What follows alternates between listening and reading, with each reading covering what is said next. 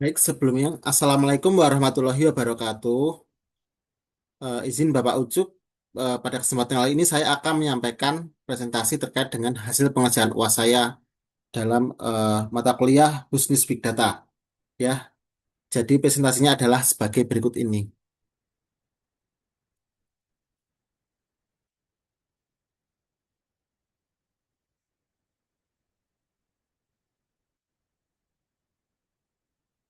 Nah, baik, berikut ini adalah presentasi untuk pengerjaan UAS Bisnis Big Data saya. Ya, judulnya itu adalah Transformasi Smart Supply Chain PT Indofood CBP berbasis arsitektur Big Data dan Artificial Intelligence. Sebelumnya ya, ini adalah profil singkat dari PT Indofood CBP ya. Jadi PT Indofood CBP ini untuk divisi noodle-nya itu merupakan salah satu produsen mie instan terbesar di Indonesia yang menguasai sekitar 70,7% pangsa pasar domestik. Jadi perusahaan ini mengoperasikan 16 pabrik dengan kapasitas produksi massal mencapai lebih dari 15 miliar bungkus instan per tahun, untuk memenuhi permintaan pasar dalam negeri maupun luar negeri ya, yang lebih dari 60 negara di dunia. Kemudian dalam menjalankan bisnisnya, perusahaan itu menerapkan manajemen rantai pasok dengan orientasi pasar yang mengintegrasikan aliran fisik barang, aliran keuangan, dan juga aliran informasi secara matang demi menjaga keberlangsungan produksi dan juga efisiensi biaya.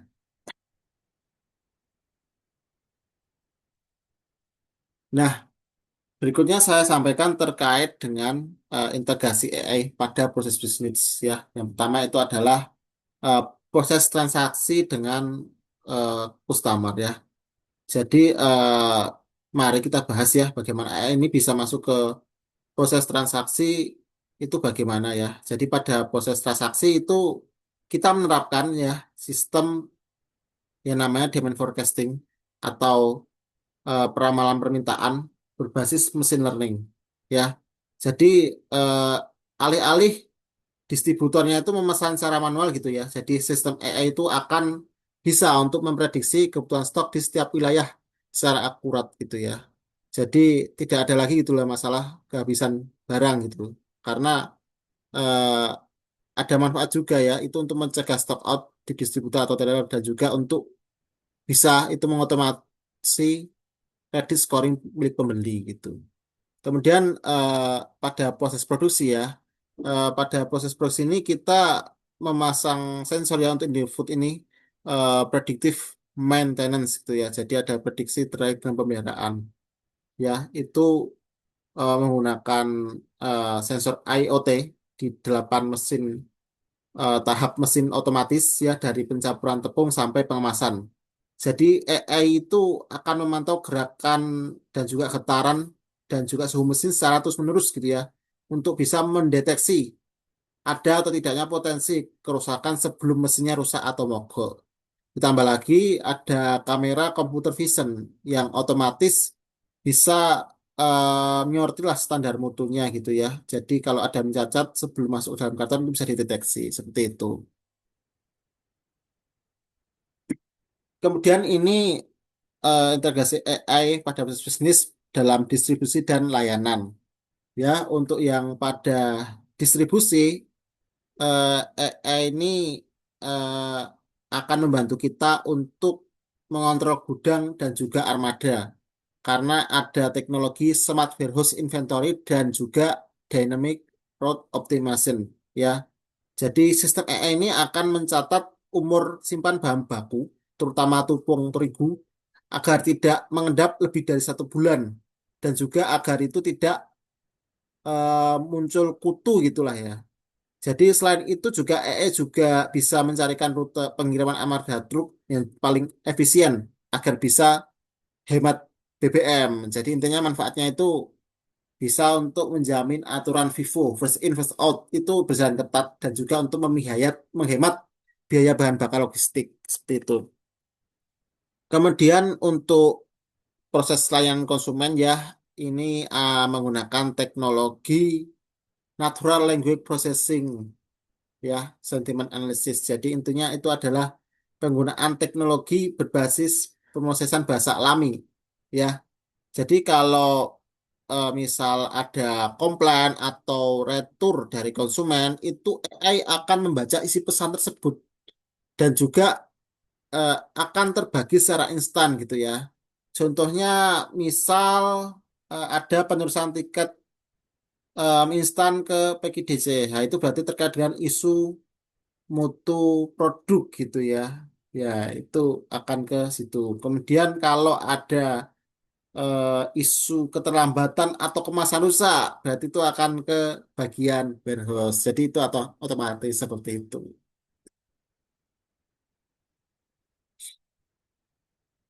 Nah, kemudian berikutnya ini keunggulan implementasi big data dan AI ya. Ini jadi ada matriks perbandingan sebelum dengan sesudah gitu ya.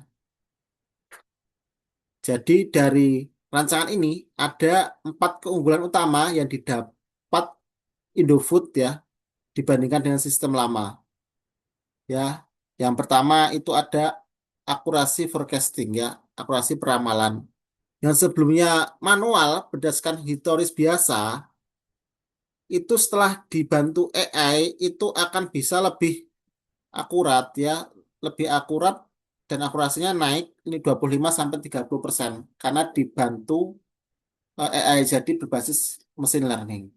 Kemudian untuk perawatan mesin ya, itu yang sebelumnya reaktif atau ditangani saat terjadi kerusakan, itu akan menjadi proaktif setelah penerapan AI ya. Jadi ada deteksi dini jika ada kenangan mesin gitu ya sebelum terjadi kerusakan. Jadi itu bisa mencegah kerugian produksi yang mana bisa mencegah kerusakan yang tiba-tiba. Kemudian untuk kontrol flow tepung ya itu awalnya manual via log gudang itu menjadi otomatis ya. Jadi ketika intinya alarm itu akan otomatis melacak masa simpan tepung gitu ya. Jadi tetap berjalan first in first out gitu ya. Jadi akan otomatis gitu. Jadi produk tepung terigu itu bisa dijamin selalu segar. Kemudian yang keempat itu ada respon retur customer. Jadi yang awalnya proses penanganan bertingkat dan lambat, itu akan terjadi penanganan instan. Ya, ada auto routing tiket komplain langsung ke divisi yang mengurusnya.